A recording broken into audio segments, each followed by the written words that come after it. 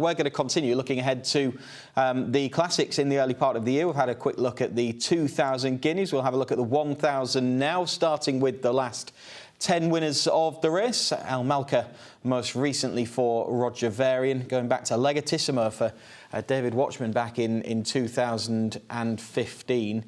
I think that's a tough list to try and pick your best one from, isn't it?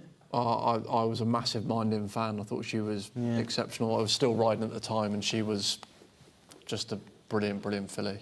Yeah, Minding, Winter and Love, those three from Aidan O'Brien would just off the top of my head, they'd be the three that I'd kind of be. Yeah, Minding was class, wasn't she? She took on the Colts at Group 1 level, beat them. She was, I mean, how many did she win? About 6 Group 1 races. I think he's got a class act in the field once again as Aidan O'Brien. We'll have a look at the market for the 1,000 Guineas. Lake Victoria heads it at 11-4 from Desert Flower at 7-2. Again, just like with the 2,000 Guineas, it's a clash between the superpowers of Godolphin and Coolmore with those that are prominent in the market. We're going to start with a look at Desert Flower in action, and we can have a look at the Fillies Mile. Group 1 success for her. She's just gone nicely through the grades and progressed each time she's got to the track, George. She's got that track experience. She's got Group 1 winning form, and she's got a good bit of experience behind her on different types of ground to a degree as well. Yeah, she's just very straightforward, and as you say, Chris, she improved with each start. She bumped into January the last 2 starts, beating her a length and a half at Doncaster, and then at Newmarket she won this so easily, didn't she? She won it sort of 5.5 lengths, and she looks a real deal, doesn't she? She's very straightforward ride, travels strongly, and she's got a very good turn of foot, which we saw to good effect at Newmarket there. And the great thing is we know she handles the track very well. Yeah, handles the track. She's already got winning form at the trip. She looks sharp enough, and there's no doubt she was really impressive in the Fillies Mile, Martin. Yeah, I think it's obvious to see, as George said, she progressed through the year. She beat the same horse in January by a much further distance the last time she met her in that Fillies Mile we just seen, and she's won 3 times at Newmarket, so no excuses on the track. And I just think she's a really athletic. She's quite a tall filly, but she just looks really athletic, and there doesn't look many faults with her. I'd be really interested to see how she looks as a 3-year-old. Lake Victoria is also a horse with Group 1 winning form, Newmarket Rowley Mile winning form as well, and an unbeaten record to put onto the line as well, George. And she was very good, I thought, when we can see her winning here in the Cheveley Park, and then she went on over a turning mile in America to win at Del Mar. Yeah, she was awesome this day, and the performance to win in Del Mar was unbelievable. She got all that interference going into the first bend and still won very smoothly.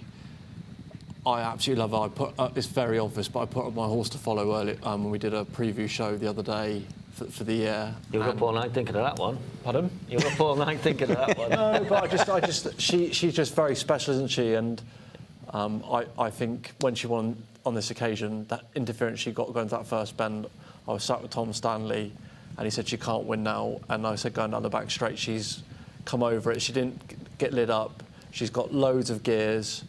This was on quick ground, and the turn of foot she showed to put it to bed. You can just see Ryan's hunting her away there, not in a full drive, picks a stick up, and she wins as she likes at the line. So I just think she's very, very special.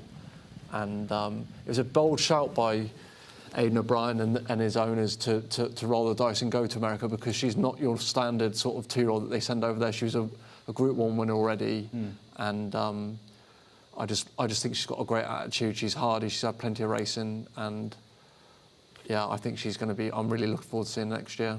Yeah, she to me, she's got all of that. I love it with these Aidan O'Brien horses when they get that load of experience, and yet the more they get thrown at them, the better they get, and they're just so hard, aren't they? That's the difference. I think she could, you know, if you compare her to Desert Flower, she's rated £2 higher, but she just seems a little bit more streetwise and battle-hardened. We picked that race up in Del Mar from turning into the home straight, but she got absolutely flattened on the first bend, as George said, and dropped back through the field. And at that level, she really had no right to be winning a Group 1, given how badly she was hampered. But Ryan gave her the time to compose herself, and she came home strong, and that was her first time at the mile. So yeah, she's going to come into the Guineas if she makes it there. Okay, touch wood.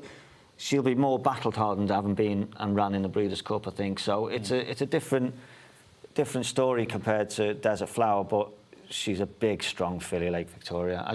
Whether Desert Flower will improve physically, and I think it's a fantastic match. I really hope. I mean, we haven't even mentioned Fairy Godmother. No, I mean, not seen since the Albany, but she beat Simmering, who we'll chat about with her trainer a little bit later on. But I think she did well to win that in a sense, didn't she? After that was the most unbelievable performance you'll ever see, wasn't it? After what happened, sort of just approaching the 2-furlong pole. How she won Martin is unbelievable, isn't it? Oh, yeah, what a race to watch. And you just look at it and think, Ryan Moore is human after all. Because he had a nightmare, didn't he? And he said himself the filly got him out of trouble. But, yeah, it can happen.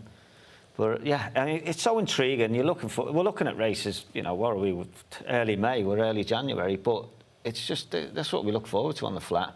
I know we got that race, what's it called, that meet in Cheltenham or something. We've got that to look forward to, but... You're going to get in trouble for saying that, I will. That's not a good shout.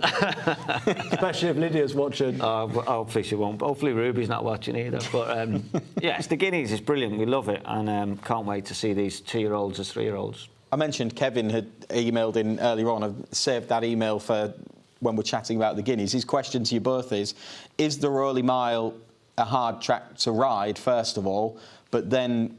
especially so if the horse that you're riding is light on track experience? Yeah, Kevin makes a good point. I think going into any race at Newmarket, if you're riding a horse that has handled the track before and performed well there, it gives you a massive boost as a jockey, and it makes a big difference. And a lot of it, I always found, that depends on the tempo of the race, but races can be won and lost in that dip. If you're sat sort of mid-division and you've gone very slowly, and you know that you've got ground to make up, and then all of a sudden they kick from the front and they're getting away, you have to commit and go. And if you're pushing your horse off the bridle going down the dip and you get on balance, it's game over. So sometimes, I mean, I've ridden in races there in the past, I've had to sit still in the dip and hold them together, get out of it, and then challenge, and then it can be too late. So it can be a really good front runner's track, and things can go wrong at Newmarket. So Kevin makes a very good point. Your course form is crucial at Newmarket. Were you good on the Rowley Mile, George? Yeah, I did all right in the end, towards the end of my career when I was getting on better horses, so I'm going to blame that. But I think the key thing about the dip is, and chatting to Martin earlier on, I think you want to get, even if you're travelling, you've got to get momentum rolling down to that dip. And a lot of people get it wrong thinking you've got to kick in there. I think you want to help them and hold them together and build them up. I learnt a lot from watching Kieran Fallon there. I thought he was brilliant on the Rowley Mile. And yeah. If they've gone, we had that meeting, didn't we, at the back end of the year where the ground was tight enough and it was favouring front runners. If you weren't on the pace, you couldn't win. And it's a track that you've just got to trust your pace judgment, but make sure you get them rolling into that dip to sort of get the momentum going out of it. Yeah, got a message in from my nephew as well. Listening to your pre-race comments to get me through my library shift at uni. Racing is the best uni distraction ever because it's on all day. I'm not sure whether that's a good thing or a bad thing, but distracting him from it. What's he studying at uni? Civil engineering. Civil engineering. Sounds exciting. I think he's going to earn quite a lot of money. Yeah, well, that's cool. Well done, you. Sounds like he's going to be working in racing and he's taking over from you. He's too clever for that. He's a bright lad. Is he? Not, Good on him. So which side of the family is he on then? He's my sister's son. All right, so he is related through blood. That was good for you, man. Watch live racing now on racingtv.com.